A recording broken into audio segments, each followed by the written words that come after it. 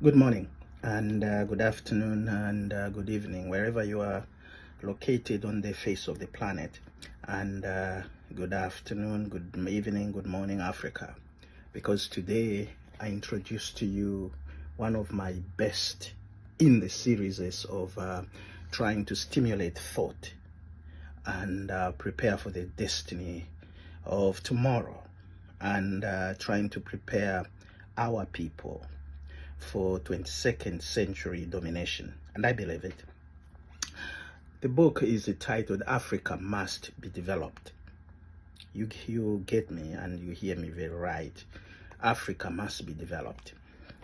Now, I'm going to speak to you. This is a conversation, and I hope that you get what I'm trying to say. Africa, of all the continents on the planet, is the most rich, or the richest, and yet the most plundered continent on earth. It took 350 years of slavery. Europe and America made Africa their garden. They came in as a weed. Sometimes they used innuendos, stratagems, to making sure that they grabbed everything they could from Africa. Now, most of you think of slavery as only plundering human property. That is number one in that thinking. That's true. But Europe and America plundered Africa of its artifacts, its gold, silver, bronze, vegetation, rivers, waters, lakes, including the skies. They took, or they made use of, just about everything that is on Africa. If you go to Europe or you come to America, where I live, most of what you see was done by our labor, black labor. And that is historic fact. We built what they have. We built what we have here.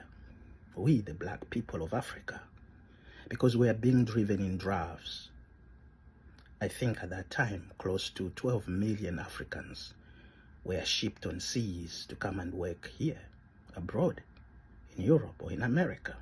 And remember, the population of Africa at that time was very tiny.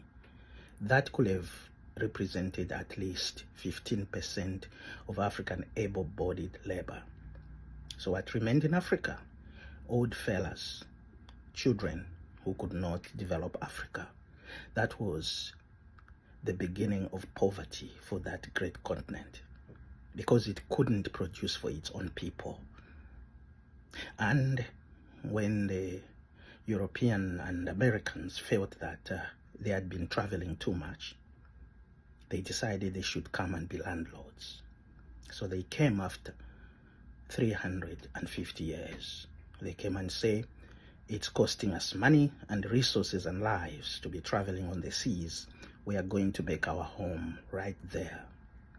In that infamous International Law Conference at Berlin, 14 nations gathered there, European nations, including the United States. They gathered there in 1885 and declared Africa terra nullius. That is a concept that means it was empty land. How can you call a land empty when you've been coming there for 350 years to trade with African chiefs? At first, it was these same Europeans and Americans who introduced fake trades, because they couldn't just come and get the people as they willed at first. So these people had kingdoms, kings, chiefs, whom they traded with. But after 350 years, they convinced themselves at Berlin that these people had no land. So let's go in and grab it. That was the beginning of 150 plunder. Now, this was ruthless. If slavery was paving the way, colonialism was coming to dig deeper, grab, take at any cost, and live there, and make the owners, the landlord himself, become a tenant. In fact, not a tenant, a slave on his own hacienda. That's what Europe and America did in 150 years of colonialism. They did nothing for the black people. Now, some of you have got a very wrong assumption.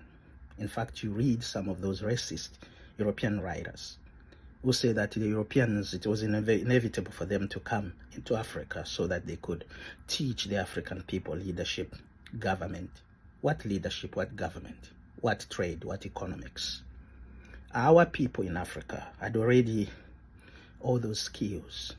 They lived like that. In fact, in this book, I want to prove to everybody that if Africans were left alone by the Europeans and the white Americans, they will have the same technologies we are using now, even better, because they will have been able to think, to use their heads and brains. They wouldn't have been killed before they started thinking. Do you know what they did to the black people of Africa for 450 years? If you add neocolonialism, for 500 years. And if you add corporatism, 500 plus years, was to destroy the African brain, make it think less. And do you know how they did that? They advanced epithetical theories that Africans were beyond redemption. They were the misfits of nature. They were incapable of governing themselves. They were blank. They were